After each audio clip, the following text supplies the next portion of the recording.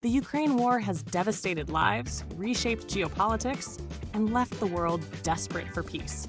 Could Donald Trump strike a deal with Vladimir Putin to end the conflict without fueling Russian imperialism? In this video, we explore the bold possibilities, the delicate balance, and what it would take to bring lasting peace to the region. Stay tuned. Hey everyone, and welcome back to The Deep Dive. So today we are diving into something pretty timely and let's face it, a little bit controversial too. We're talking about potential peace deals in the ongoing war in Ukraine. Yeah, complex situation for sure. And the big question we're going to try to answer is, could former President Trump, with his, unique approach to diplomacy, could he actually be the key to ending this thing? That's the question, isn't it? It is, and we've got a fascinating mix of sources here, some news articles and opinion piece, and they all seem to suggest that Trump might be uniquely positioned to negotiate with Putin. Now, I know what you're thinking. Right. Trump and peace negotiations. Those two things don't seem to really go together. But trust me on this one. This deep dive is all about exploring these possibilities. Could peace actually be achieved without emboldening Russia? Or compromising Ukraine's independence? It's a tough question. A real balancing act. So let's jump right in. One of the things that really stood out to me from these news articles was that Ukrainian President Zelensky, he actually saw Trump's unpredictability as a potential asset in dealing with Russia. I can see that. I mean, it sounds kind of counterintuitive, right? A lot of people criticize Trump's foreign policy as being erratic, but Zelensky seemed to think that this unpredictability, combined with Trump's very strong personality, could actually pressure Putin towards a settlement. So it's almost like if you're playing poker with someone and they're constantly changing their strategy, you can't really anticipate their next move, and you'd probably be more cautious as a result. Right, it throws them off balance. Exactly. Now speaking of bargaining, there was reportedly a peace deal floated by Trump's team back in 2016, 2017. And it involves some pretty big ideas. Oh, yeah, it was a big deal. So what was in it? Well, the proposed deal, as we understand it, included allowing Ukraine to join NATO, which was obviously a major point of contention for Russia. It also involved sending in international peacekeepers to oversee things, and then potentially cutting off aid to Kyiv, while simultaneously threatening Russia with, increased military support for NATO allies. Wow. So a lot of moving parts. Yeah, it was a very multifaceted approach. So a lot going on there. And how did Russia respond to all of this? Well, pretty much as you would expect. They rejected it outright. The idea of Ukraine joining NATO was and still is a huge red line for them. Okay, so why is that such a sticking point for Russia? I mean, other countries have joined NATO, and it hasn't been this big of a deal. Right. Well, to understand that, you have to look at it from Russia's perspective. Historically, they've always viewed NATO expansion as a direct threat, and this feeling is rooted in their past experiences and their geopolitical anxieties. So they see it as a threat. Absolutely. And Putin in particular, he's been very vocal about preventing NATO from getting any closer to their borders. He sees it as an encroachment on their sphere of influence. So he wants to keep them at arm's length. Exactly. Okay. So that earlier deal obviously went nowhere fast. Yeah. But let's fast forward to today. This opinion piece we have lays out what a successful peace deal could look like now in the current context. And it tries to answer a really tough question. How do you address Russia's concerns without rewarding their aggression or, undermining Ukraine's sovereignty, which they fought so hard for? A real tightrope walk. You could say that. Yeah. Okay, so what's the solution here? What does this new peace deal look like? Well, it's a multi-pronged approach, first and foremost. It calls for a mutual cessation of hostilities, meaning both sides lay down their arms and Russian forces withdraw. Wow. Completely withdraw from all occupied territories in Ukraine. Okay. And yes, that includes Crimea. Well, hold on. Getting Russia out of Crimea, that seems like a pretty big ask. I mean, it's so important to them, strategically and symbolically. Yeah, it's a big hurdle for sure. But the piece argues that it's non-negotiable. You can't have a truly stable situation if one side feels like their land has been unjustly taken. Okay, I get that. So the second key element is a guarantee a real ironclad guarantee of Ukraine's territorial integrity. Okay. We're talking rock-solid international commitments, maybe even peacekeeping forces, to ensure that those borders are respected and that Ukraine's sovereignty is protected. So essentially a reset back to the pre-invasion boundaries and a strong international force Right. to make sure things stay that way. Exactly. Okay, but what about NATO? Would Ukraine be allowed to join under this deal? That's where things get a bit tricky.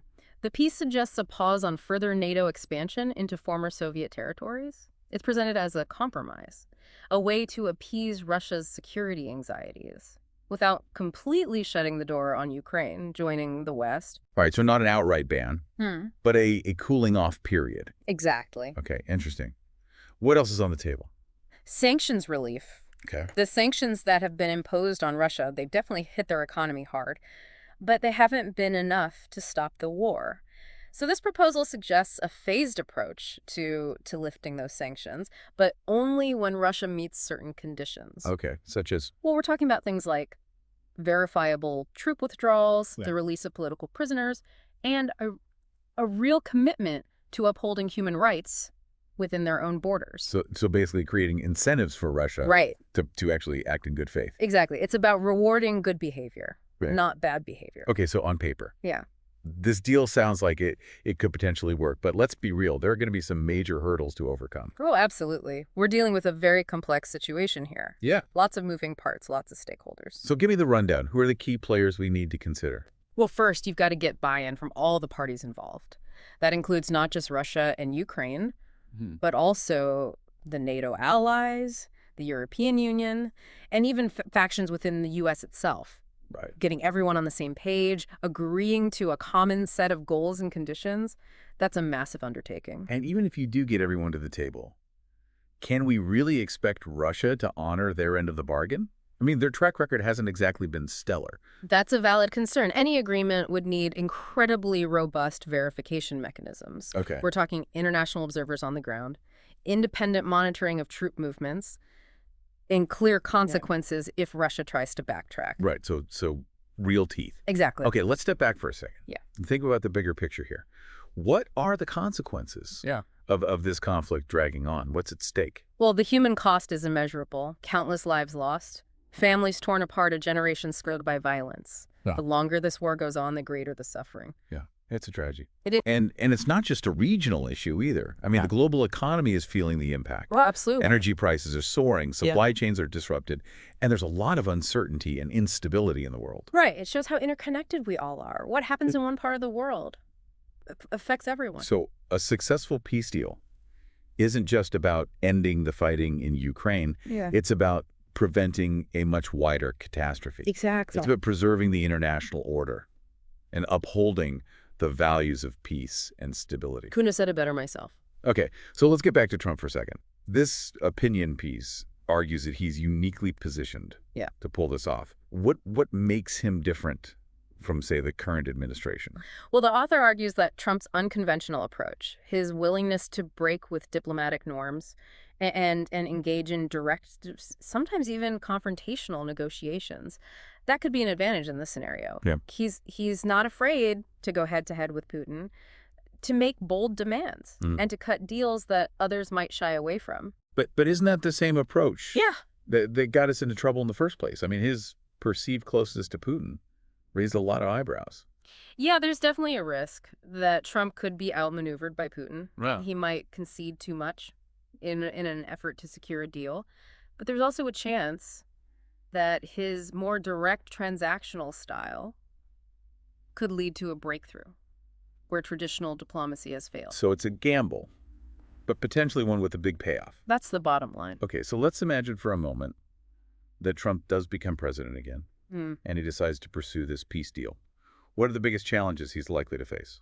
Well, first and foremost, he needs to put together a top-notch team of negotiators, people with deep expertise in the region, fluent in Russian, and capable of standing up to Putin's tactics. He can't go into this alone. And he'd also need to get the Ukrainians on board.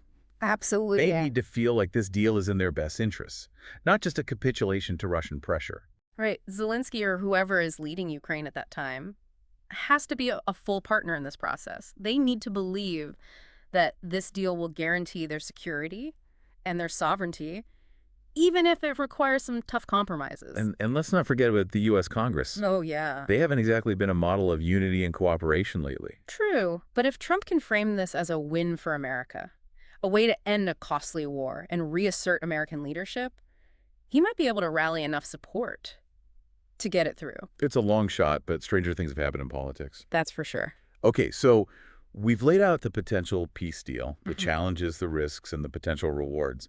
But what about the ethical considerations? You mentioned earlier that any peace process has to prioritize justice and accountability. How do we reconcile that with the need to negotiate with someone like Putin? Yeah. Who's been accused of horrific war crimes? That's the million-dollar question, and there are no easy answers. Some argue that any negotiation with Putin is appeasement, that it legitimizes his actions and rewards his aggression. Others say that, refusing to negotiate at all only prolongs the suffering and risks escalating the conflict further. Yeah, it's a real dilemma. So how do you balance those competing demands?